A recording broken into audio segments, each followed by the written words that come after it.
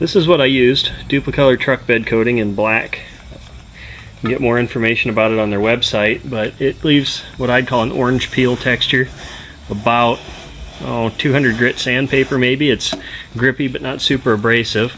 I did the outside on the bottom and the front, the stuff that's going to get hit a lot. I also did the rails around the cockpit opening, and I did the entire inside with this stuff. One warning I'll give you if you use this: very pungent. I don't know exactly what the chemical is. I mean, I could look, but it's very it's a very bad smell. You need a ton of ventilation, otherwise you're going to get really lightheaded. I did it outside and it still got to me. I probably should have been wearing a respirator, but this is as painted as it's going to be until I get the sidecar frame done and get it mounted, and then I'll do red over top of all of it on the outside, and I'm planning on a white stripe here. But it is paintable, so we'll see how that turns out. But yeah, I really liked it. It turned out really nice. I'm just using 3M blue painter's tape on here, and I kind of went over and touched up a few things and it sprayed over, but for the most part, anywhere I had that tape, left a nice crisp line. It shouldn't leave too much of a ridge once I get a couple coats of red on it. But that's how the sidecar body looks right now. Yep. We need metal for a frame now, huh? Yep. So, should we take some measurements and make some drawings for the frame and show everybody? Okay, we'll do that next. Alright, I set this up next to the bike and I got it spaced out about how far I want it. It's about 12 1/8 inches from the outside of the axle bolt to the edge of the barrel. I took a bunch of measurements. I took estimates on what I'm going to need for the link arms to go to it in either direction, and on the bottom the approximate size of the frame I'll need. And then I put all those measurements down here. I'll take it inside and I'll make a lot more detailed drawings to get dimensions and everything figured out. And I also need to figure out all the metal I'm going to need to go and make the engine cage, which I'm going to do real quick, and I'll show you that. Okay, I don't know why I drew this. I could have just written numbers down, but I'm going to go across here and across the bottom, connect them vertically on both sides, and then underneath I'm going to have a pipe in the front and the back connecting them.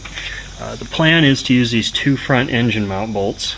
I'll probably use this one down here, as well as probably bracing it off of either the foot peg mount or where that subframe mounts. Probably down here, but I don't know that for sure. That's kind of up in the air. That's a big debate on how strong that whole assembly is anyway. I'd kind of like to keep my saddlebag guards slash subframe brace on there, so I'll see if I can work it in. But I don't really have a detailed plan for this in my head. I might come up with something, make a drawing for it, but I got a rough estimate of how much material I'll need to do it with. Okay, this is just a list of the material I'll end up needing for everything to finish a sidecar. This is what the frame's going to look like. I might put gussets in the corner, but I'm just going to 45 all the edges. It'll be 26 inches wide, 45.5 inches long. I'm going to have solid tubes coming off for the lower links. I'll have a rod eye that goes into a threaded insert that'll be attached to a plate. That plate will go on the tube, so that's how that assembly works. Down here I'm going to have a plate with U-bolts to hold the swing arm, which will go here. And the swing arm I'm going to put plates in addition to welding it all the way through. That'll just make it harder for it to tear out.